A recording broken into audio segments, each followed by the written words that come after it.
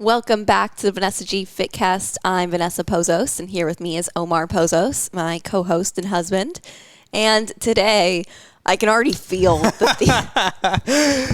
feel like the listeners are going to be triggered. Some of you are. You are going to ruffle some feathers, girl. Yeah, I think so. With even just the way I'm putting the title on this episode, I think people are either coming into this curious, or you are already angry and you're like, Vanessa, you are wrong. Or you just, you're not really happy about the title of this episode. If that is you, if you are angry with me, I just ask that you stay open-minded and you hear me out. So we're talking about why Orange Theory makes you fat. And I want to preface this episode and say I am not entirely against Orange Theory. I actually tried Orange Theory back in the day and I loved it. Listen, we met at a CrossFit gym. We drank the CrossFit Kool-Aid for years. I still think it's fun. I think it's still a great workout. So yeah, I agree. I think coming into the episode with an open mind and just, if anything, learning, I think is going to be the best way to go about this. But if you are upset and pissed, shoot Vanessa a DM and tell her. I'm kidding. Take it out on me. So I, obviously we used to be really into group fitness in general. Like, I think longtime listeners know, we were really into CrossFit. That's how we met. And I still to this day, I don't think, at the end of the day, I don't think group fitness is the devil or something crazy. I just like to be honest with listeners about the fact that group fitness classes, specifically ones that are high intensity, like Orange Theory or F45, these types of classes, they are, they serve a purpose in terms of they can be fun and it can help people stay active, maybe when they're just trying to maintain overall activity levels. But if people are trying to use it as a weight loss tool, it is entirely ineffective, and I'm going to explain why in this episode. I'm going to break it all down for you. But like I said, I was a big fan of Orange Theory once upon a time. Omar, I don't think you even really knew this, but I didn't know you at your Orange Theory phase. No, that was back in high school. What got you into it? Yeah, so I was, this was probably maybe my junior year of high school or so. Uh-huh. So I was probably 17 years old. And me and my best friend in high school, for whatever reason, we decided to try it. This was a newer thing. There was only one in Tampa Bay, and it was near our high school, which I lived actually a good bit away from high school. And so now that I think about it, I think this was even maybe my sophomore year, because this was before I had a driver's license, and my mom was so angry because she would have to go and drive across town to pick me up from these classes. Shout out to Raina. Yeah, and she had 4 other kids to deal with. She was not excited about having to do that. But I got super into it, and my mom, of course, is going to be supportive with me doing something that's active and healthy overall. Yeah. Well, the thing is, that's kind of funny. I think part of the reason that my friend and I got super into it was because we were in love with the coach of the classes. That makes sense. Yeah, he was probably 30 years old, and we were 17. And we were he's going to notice us if we run really fast on the treadmills. But yeah, obviously that went nowhere. But we actually genuinely really liked the classes. We thought they were super fun. And as a young, teenager, I think they were a good, effective way to stay active and to enjoy movement. I think it was really, really helpful for me in that phase of life. Nowadays, I find that, a lot of the women who come to us that are currently doing Orange Theory tend to have a lot of the same issues.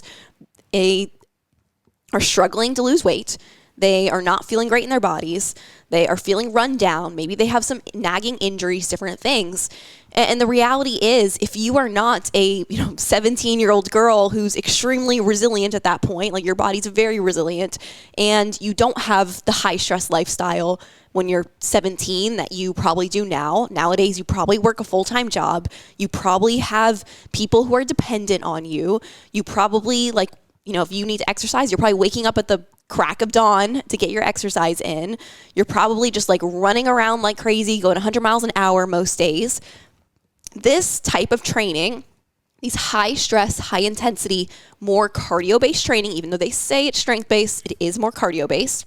These styles of training will overstress your body. And when I thought about it, when I was kind of preparing my thoughts for this episode, I think for me, it really comes down to 4 things that are causing these types of group fitness classes like Orange Theory to cause you to gain body fat over the course of time. Number 1, they're poorly programmed. So like I mentioned, they are more focused on cardio. So they are more focused on getting a high heart rate and more focused on getting you sweaty, getting you tired, getting you feeling like you did a lot. And they aren't really actually very strategically programmed to help you with strength training. Can you talk a little bit about that? Because I think one of the biggest rebuttals that people say is like, Vanessa, when I'm done with the class, like I feel so sweaty. I feel like I've really put in so much effort and so much. Can you talk a little bit about like maybe why less is more sometimes? Yeah, I mean, there's a lot of different things we could dive into on this, but like, let me just say this. Cardio is going to maybe burn more calories within the time you actually are doing the cardio. Like if you look at your Apple Watch or whatever it is that you're tracking how many calories you burn, of course you're going to see when you do that high intensity cardio based activity, it's going to show that you burn more calories as opposed to when you do more of the slow strength training. However, strength training is sending a muscle building stimulus to your body. That muscle building stimulus is causing your metabolism to rev up for the next 24 to 48 hours, sometimes even 72 hours. So while sure, if we're just comparing that hour that you were in the class versus an hour that you spent strength training, you're going to burn more calories in that class. But if we zoom out and look at that full next 72 hours, the strength training blows the cardio-based class out of the ballpark when it comes to actually calorie burning because of what you were doing to help your metabolism. And over the course of time, your body adapts to cardio-based activities. It means you actually burn less and less calories over time. Otherwise, you have to do more. It's like if you're a runner, that's why you have to like keep getting your speed up higher. You have to keep going longer distances. And it's like, at what point are you just going to burn out from like doing more, faster in order to get the same amount of calorie burn? With strength training, it's actually the opposite. You actually are able to burn more and more calories over the course of time from strength training the more you do it, because the more lean muscle you put on your body, that is essentially like calorie burning machinery packing onto your body essentially. And then the other thing to your point is, if with those classes being poorly programmed, if you have a good strength training program that doesn't allow your body to adapt, doesn't allow your body to plateau, and it's always like on its feet, I think that also makes a big impact, right? Yeah. Well, and I will say we have to be careful in distinguishing. I think people think that, oh, if I'm just doing different things all the time, like in my strength classes, like some days they have me doing this and some days they have me doing this, and it's always different. Like that's keeping my muscles on, like not allowing them to adapt. And that's not actually how that works. We actually, ideally, in a perfect world, you would want to be following the same workouts for an extended period of time and then changing, but each phase builds upon the next phase. That's actually very strategic, very well-programmed strength training. That's what that looks like. And correct me if I'm wrong, because the problem there is if you're not giving your body or that muscle group enough stress to, replenish the muscle tissues and make it bigger, and it's not really making that much of a difference, correct? Yeah. You're kind of just like always getting a little bit of a pump where you feel like you did something. You get like that blood flow to the muscle, but you're not actually truly creating a stimulus for growth, essentially. Yeah, so that's number one of why Orange Theory is making you fat. It's poor programmed. It's more focused on heart rate, less focused on strategic strength training. Number two, the excessive stress. We kind of already started to talk about this, but the excessive stress of this type of workouts, it's going to, over the course of time, cause an uptick in cortisol and a decrease in muscle mass as a result. So not only, like we said in point number one, not only is the programming itself poorly designed to help you build muscle, it's actually going to be designed to, over the course of time, have you break down muscle, because especially with women, and especially with women who already have stress in their life, it becomes too much stress to where cortisol is always a little bit too high, and that can, over the course of time, start to break down muscle. I actually want to add something to this because I literally just had this conversation with somebody yesterday, and this person, very similar, was doing a lot of just high intensity, high interval training. And on top of that, there was also a lot of stress in her personal life. There was a big move across the country that she made, changes in job, et cetera, et cetera. And then on top of that, we also weren't eating enough. Mm-hmm. So what I always try to point out to people in that situation, not only are you stressing your body, because, it's a good stressor, but it's still stress nonetheless. Mm-hmm. But then there's the other stressors of lifestyle. There's the other stressors of under eating. And so you're like, the girl was like, well, why am I so inflamed? Why am I so puffy? Why am I, having this weight loss resistance? So I think that's such a good point to remember, because I think a lot of people don't think about that kind of stuff. Yeah, absolutely. That's a huge one. Number 3, in terms of why Orange Theory makes you fat, it provides little to no recovery time. So I find that with these types of group fitness classes, they really generally encourage you to go more and more. Like it's like, okay, go 4 days a week, now go 5 days a week, now go 6 days a week. And like you are almost commended if you go more. And a lot of people almost seek out doing these workouts every single day of the week.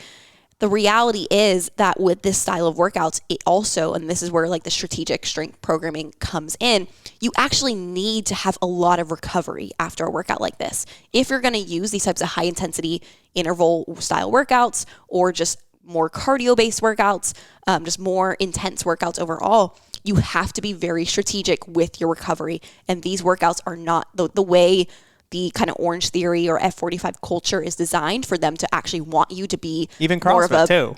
Yeah, they want you to be more of that loyal, higher paying customer. They want you to be coming as much as possible to help their business. That's not in your best interest for your body to have time to recover.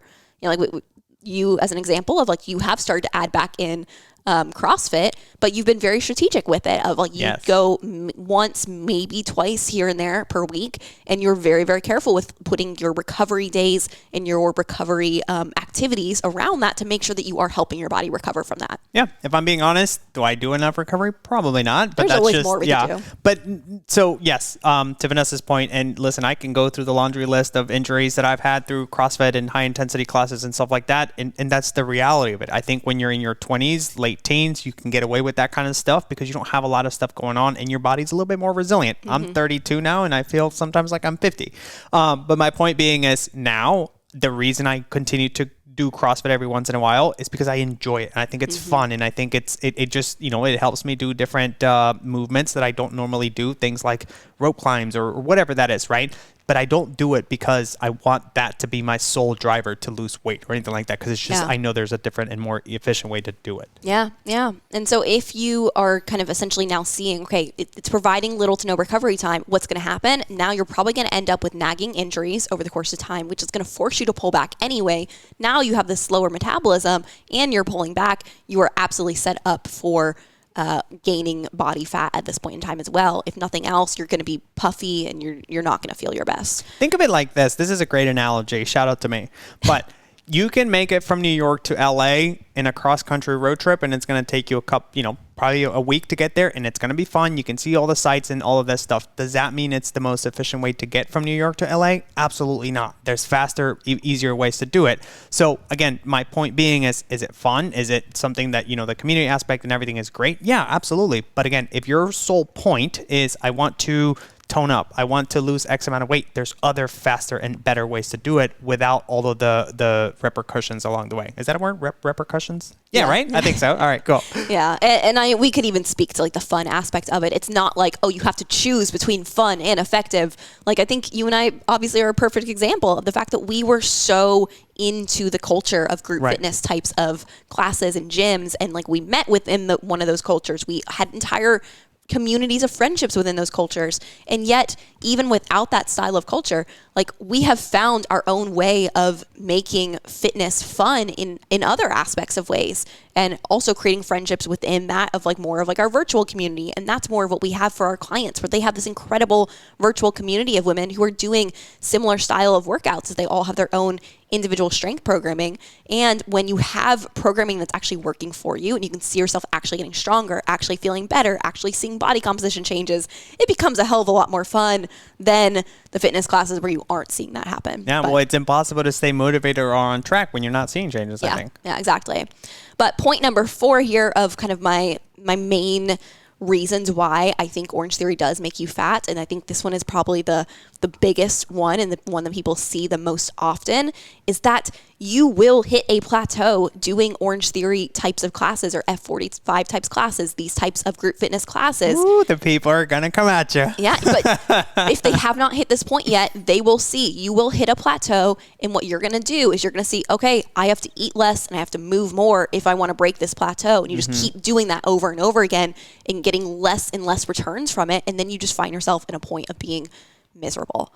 I mean, let me kind of put this into like an example for you guys here. So let's say you started Orange Theory. Now you've been doing it for about 6 months. You've kind of like gotten into your rhythm. You know, that first few months, you were seeing really great results. You're like, oh my gosh, like the scale's going down.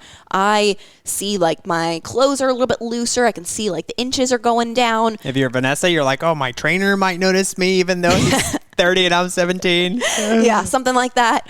No, but I mean, you feel fitter. You are proud. You're excited. Like you especially in the Orange Theory classes, like you get to the end and you see like your results on the screen. What are they called? The splat points. Isn't that what they call them? Oh, I don't even remember. I think so. Yeah, but like whatever it is, you see it up on the screen and you're so excited. Like you're getting better and better.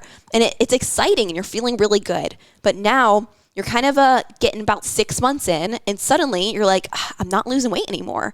I'm not really seeing much progress happening anymore. So you know what? I still have a lot of weight I want to lose. So here's what I'm going to do.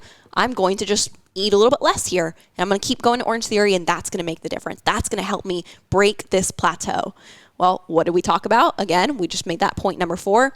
It always happens. You're going to hit a plateau with this style of training, and the only way to break that plateau is to eat less and to train more to get any kind of benefit. So at this point in time, you know, you're probably doing Orange Theory, 4 or 5 days a week consistently. So you're like, all right, I'm just going to keep doing that, and I'm going to eat a little bit less. That's going to be the difference maker for me. Well, what happens?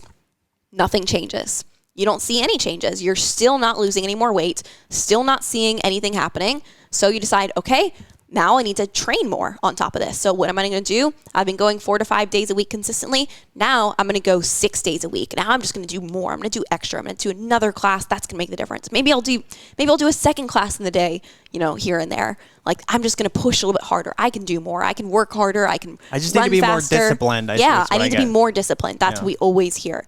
And so now you do this for another few weeks. You're just like busting your butt. You are showing up. You're going all out. You're eating less. You're saying no when you go to restaurants and, your friends are eating like the bread on the table or the chips and salsa. And you're like, nope, I am on it. I am being disciplined. I'm going to see that myself break this plateau. I'm going to the gym more. I'm going to Orange Theory more. Like I'm doing more. This is going to work. So you go finally put on, maybe like a pair of jeans you haven't worn in a little bit. And you're like, oh, I'm going to go out with my friends tonight. Let me put on these jeans. You go to put them on and they're tighter than the last time you tried them on. It wasn't that long ago that they were feeling good. Now they're feeling tight.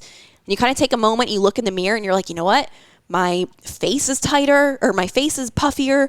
My belly's a little bit more bloated. Like I just feel like I don't see as much muscle in my body. I feel kind of like puffier overall. You're like, what the heck? Like this can't be happening. Like that's not right. I've been working harder. I've been doing more. Like I was seeing so much weight loss, so much tightening up in my body those first few months. Like what's happening at this point? Well, maybe that right then or maybe the next morning you get on the scale and you see, oh my gosh, I am up 4 or 5 pounds from where I was just a couple weeks ago, last time I weighed in the morning. And you're like, what is happening here? Something is going wrong. Well, what was that point we made earlier? Excessive stress causes an uptick in cortisol and a decrease in muscle mass. So what ends up happening here, you've been pushing harder, you've been doing more. All you're doing is surging that cortisol up higher and starting to burn through muscle. And you're not burning body fat, you're burning muscle and you're actually getting fatter. Because even if your body fat isn't changing, even if we're not necessarily adding body fat right now, just by losing muscle, your composition makes you look fatter. If we look at body fat percentage, your body fat percentage went up. That is what is happening in that point in time. So now you're at the point where you're like, I'm freaking out. Like I thought, if I was eating more and or eating less and working out harder, I should be able to lose weight. So now you're like, what do I do from here? Am I going to eat even less? I'm already like struggling at this point. I'm already feeling like I can't do this much longer. I'm already just like going as much as I can to Orange Theory. So at this point, you're kind of at like this break in the road of, okay, which way do I go? You mean a fork in the road? Yeah, I don't know what I was saying. Break in the road? You're at the fork in the road and you're like, all right, what do I do from here? Do I eat more? Do I give myself some carbs and take a few days off? I kind of saw maybe that on Instagram, or maybe I heard Vanessa talk about that one time, but like, I don't know, that freaks me out. Mm-hmm. Eating more, having more carbs, taking a few days off. I cannot afford to gain more weight right now. Like that's terrifying. I can't do that. Or do I just continue down this path of like eating less, exercising more, eating less, exercising more, and just crushing my body? this is where I think a lot of women get stuck. So you find, okay, maybe I'm just like gonna, keep doing what I'm doing. Maybe I tell myself that like my jeans are only tighter because I accidentally threw them in the dryer. They shrunk a little bit. Like it's all in my head. I'm not gaining weight. I'm not getting fatter. Nothing's gone wrong. Let me just keep doing what I'm doing. Sometimes, it feels easiest to just make no decisions at all. Let me just kind of like put my head down and just keep doing what I'm doing. Well, now what happens? Suddenly now you're feeling exhausted from these workouts. Now suddenly like that like little ache in your shoulder, that little like twinge in your back, it's getting a little tighter. It's getting a little more painful. Like you're starting to notice like, I don't feel great right now. I'm like reaching for some extra coffee. I'm hitting a crash in the middle of the afternoon. I am not feeling so good. Well, what did we talk about? Orange Theory, these types of classes provides little to no recovery time, especially if we're adding more and more. Your recovery is going to crap. You're feeling worse. You're setting yourself up for injury. And that high cortisol is absolutely leading you to be just exhausted at this point now. So at this point now, you have clearly just high cortisol output. Your thyroid's probably slowing down. Your metabolism is absolutely slowed down. You're noticing that your body composition is changing for the worse, despite all the effort you're putting in. Again, what else did I say there? Of like, Orange Theory is poorly programmed. It's more focused on cardio, more focused on giving you that feeling that you're doing a lot, not actually focused on that long-term output via really well-designed strength training. So over the course of time, you actually get worse. You might see that fast change they might hook you in with like, oh man, I'm feeling good. I'm seeing change initially, but over the course of time, that's why you rarely see people at Orange Theory or at F45 who are like, yes, I have been coming here for years. I've had an incredible transformation. I've, lost all this weight and I've maintained it and I'm feeling so great and I'm still coming here. Like seriously, if you go to these classes, I encourage you, look around, ask people like, how long have you been coming here for? What has been your kind of results? Oh, cool. You lost 30 pounds. Great. Have you kept that off now for a few years? Obviously, it's going to be hard to ask like random people these questions, but like as you're on the treadmill running, hey. But like I really do like investigate a little bit because you will probably not find anybody, even like the instructors, they are not actually using Orange Theory or F45 to stay in good shape. I know this because I've known many trainers. We have Kat. She used to work at F45. Yeah, one of our coaches. She actually used to work at F45, and she didn't do F45. Like the coaches themselves, they might do it here and there as their like strategic cardio that they might add in, especially if they have really great genetics and their body is more resilient and they can add more of this stuff over time.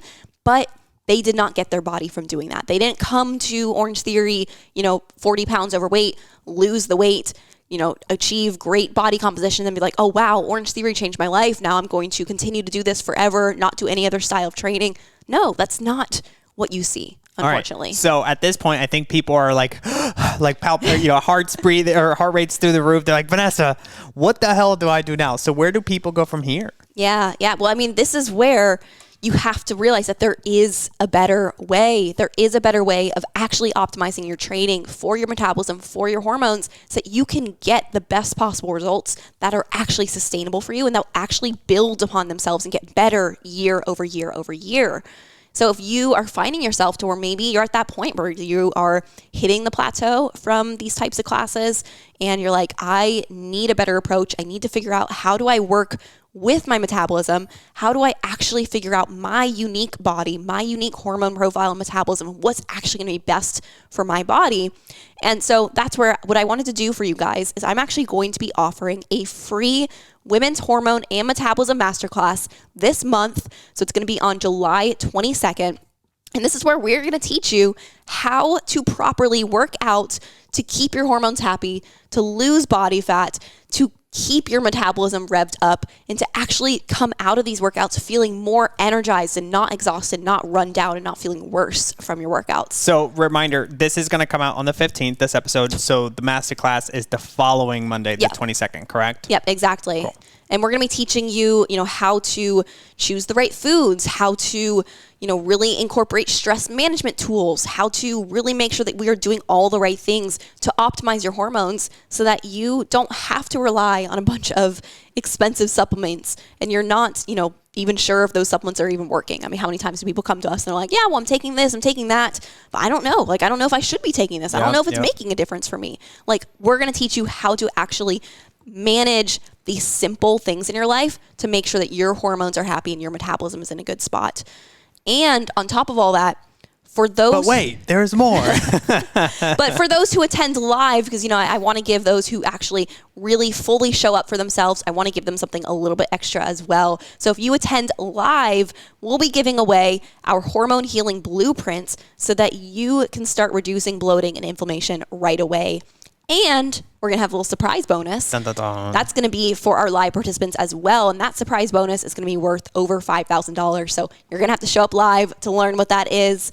But if you really want to actually develop a more flexible nutrition strategy, you want to learn how to work out for your body and your hormones, you want to have something that is sustainable and improves your hormone health and your metabolism over the course of time, I really encourage you to sign up for this masterclass. It is free. There's no reason not to. So you can do so by going to vanessapozos.com/hormone masterclass, or you can just find the link in the show notes and click it there. You want to spell it out for people just in case anybody's writing it down? So yeah, it's Vanessa Pozos, VANESSAPOZOS.com/hormone masterclass. So you can find the link in the show notes. It's probably a little bit easier for you. Let's be honest, who actually types out the I don't know. I links? probably would. I don't know. But anyways, we're good now. We're covered. Yeah, but I hope this episode left you less triggered and more informed, more educated, because I don't want anybody to feel like they're doing something wrong by doing these things. It's not like these types of workouts are inherently wrong or bad. They're just often misused. They're not effective tools for weight loss. They're definitely not effective tools for fat loss for women. And if you're not aware of how it's impacting your body, you can find yourself in a much deeper hole as time goes on. So share this with a friend if you found this helpful. Maybe post it on your story if you want to kind of give other people the same aha moment that you had from this episode. But we thank you guys so much for listening. We really appreciate your support. We'll be back next week with another great episode. Bye, everybody.